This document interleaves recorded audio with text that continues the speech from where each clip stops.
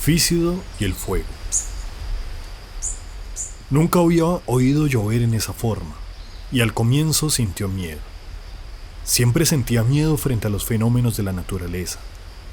Despertó con la primera detonación, pero solo después de 2 minutos, cuando los rayos comenzaron a sucederse unos tras otros.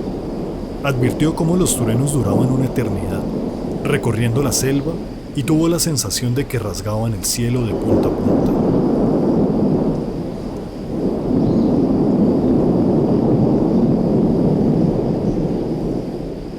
La maloca era una gran casa circular que terminaba arriba en una especie de ventana. El Umea Guagüero, el fin del universo, por lo cual penetraba el resplandor de los relámpagos. Afuera una cortina de lluvia acribillaba la vegetación con gran estruendo. Pero pronto dejó de llover y volvió a escuchar dentro de la maloca el murmullo de voces cerca de los fogones y divisó al fondo de las caras brillantes de algunos indios, bañadas por la luz amarillenta que desprendían las brasas. Todos eran descendientes de Idehin, la anaconda, serpiente acuática que vino de una orbe de ultratumba y entró a este mundo por el Giro Jirimo, una catarata gigantesca localizada a 2 horas de allí, sobre el río Apaporis. Entonces se transformó en criatura humana. Cuando cesó la tempestad, debían ser las 3:30 de la madrugada. Sin embargo, como vio en el área de los casados, una mujer comenzaba a soplar el fogón cercano a un chinchorro, y cuando se avivó el fuego que había permanecido latente desde el comienzo de la noche, llamó a sus hijos y a su marido, y los 4 colocaron a la lumbre algunos trozos de carne recién capturada por aquel. Los indios no tienen una hora fija para comer. Eso depende del momento en que los peces se dejen pescar o los animales permitan que los cacen, y se duermen poco. Desde las primeras sombras, los abuelos hablan con susurros y los niños escuchan atentamente. De rato en rato, niños y abuelos cabecean. Luego dormitan un poco y cuando el caraño chispotea, mueven suavemente la cabeza, se acomodan mejor en sus chinchorros y unos vuelven a contar y otros a escuchar. Aquella noche, el caraño, un palo aceitoso que permanece prendido cerca del basama, el lugar del baile en el centro del recinto, dejaba escapar un finísimo hilo de humo que ascendía y se acumulaba en la parte más alta del techo. De allí para abajo, todo era un mundo de sombras y medias luces, perfiles de rostros de mujeres, hombres, niños al contraluz de sus fogones, o siluetas distorsionadas de brazos, manos o cabezas proyectados sobre el techo y las paredes laterales, por las mismas luces y las mismas sombras.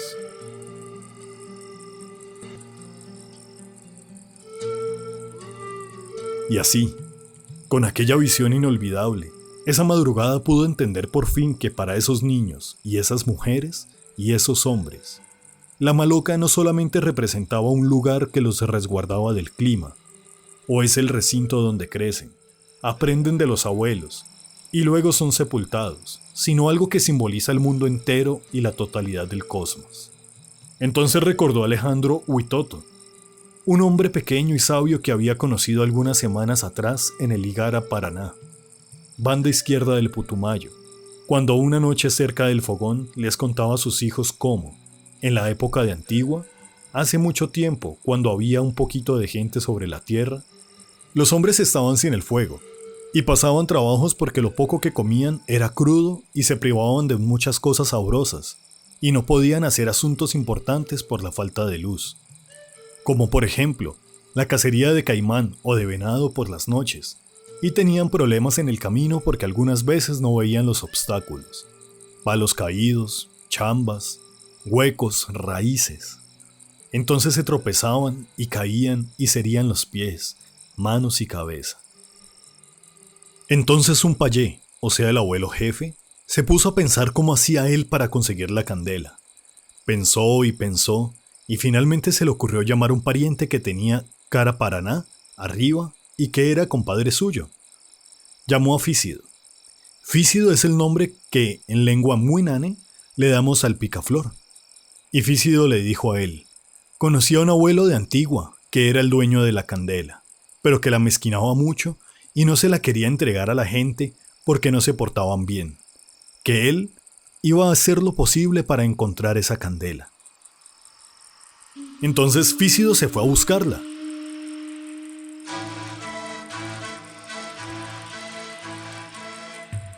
Y como ya sabía dónde estaba, voló y voló y voló muchos días y muchos atardeceres, y casi por las noches y en los amaneceres, y pasó ríos y lagos y raudales, y montañas y valles, y tremendales y chuquiales, y más montañas hasta que encontró un río con aguas que tenían un sabor diferente, y allí tuvo que inventarse una trampa, porque el viejo era sumamente astuto. Fícido se convirtió en un coquito, la fruta de la palma de Chambira, y se dejó caer en el río. Quedó flotando y así pudo viajar. Bajó por el río, y bajó, y bajó, y bajó, y bajó, por entre esa selva, dando vueltas para un lado y para otro lado, hasta que empezó a acercarse a la cueva del viejito que era dueño de la candela, y que la mezquinaba mucho, y que vivía solito con su nietecita. El viejo vigilaba esa candela de día y de noche, y por las tardes dormía con un solo ojo porque con el otro estaba pendiente del fogón. Cuando el coquito se acercó más a la cueva del viejito y de su nietecita, Fícido se convirtió otra vez en pájaro, y por supuesto empezó a chapalear en el agua, y como no sabía nadar casi se ahoga. Pero eso era precisamente lo que él quería, porque la nieta del dueño de la candela lo vio y lo recogió con mucho cariño y se fue con él para donde el abuelo y le dijo: «Abuelito, abuelito, mira ese pajarito que me encontré ahogándose en el río. ¡Qué hermosura! ¡Qué pajarito tan chiquito y tan lindo! ¿Me das permiso de guardarlo?». Como el viejo quería mucho a la niña, le dijo que sí.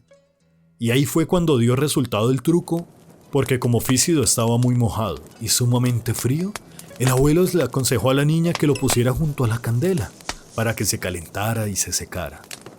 La niña lo puso a secar, pero el viejo siempre vigilaba la candela, y siempre miraba que no fuera a suceder nada extraño. Pero al fin y al cabo, como la niña estaba ahí, y el viejo se le hizo tan inocente el pajarito, descuidó un poco la vigilancia, y se acostó en la hamaca a cantar canciones, que eso es lo que la gente adulta hace por las tardes para que no se olviden, y para que los niños vayan aprendiendo poquito a poco la historia de la gente de ellos. Entonces, Fícido medio abrió un ojo y notó que el viejito estaba medio a dormirse, medio cantando y medio roncando, ya, y empezó a tragarse varios tizones encendidos, y cuando ya se había tragado varios y estaba bien seco, que se había calentado otra vez y podía volar sin problemas, levantó y se fue. Tan pronto cruzó por la boca de la cueva, el viejo se dio cuenta de lo que le había hecho y se enfureció mucho, pero ya era tarde porque Fícido vuela con mucha rapidez y se pierde encima del follaje de la selva fácilmente.